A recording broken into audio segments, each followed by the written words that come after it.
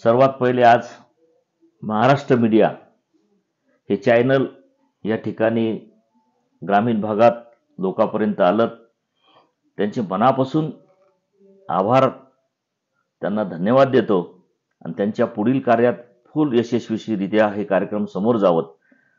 आजपर्यंत प्रत्येक चॅनल या ठिकाणी आलेत, पण कसे आलेत की वरच्या लेवलवरच काम करणं आलं. त्यांना काही खेड्याचं, ग्रामीण भागाचं, शेतकऱ्याचं, शेतमजुराचं याचं काही घेणं देणं नाही.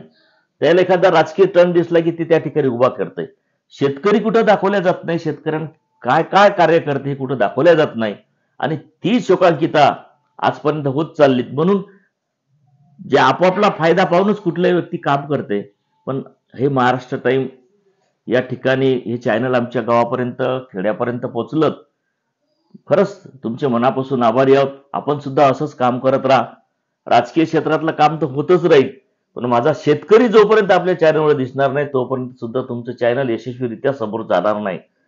जर तुम्हाला हे काम करायचं असेल तर तळागाळात शेतकऱ्याच्या बांधावर जा, त्याच्या मुलाखती घ्या, त्यानं काय केलं, विचाराची देवाणघेवाण करा, परिस्थितीची देवाणघेवाण करा. सुख आणि दुःख जर तुमच्या चॅनल शेतकऱ्याचा विचार त्या ठिकाणी केलात, निश्चित महाराष्ट्र टाइम हे चॅनल एक महाराष्ट्रभर एक नंबरचं राहील. असंच मध्ये या ठिकाणी त्याच्यासाठी शुभेच्छा देतो आणि इथं थांबतो. धन्यवाद.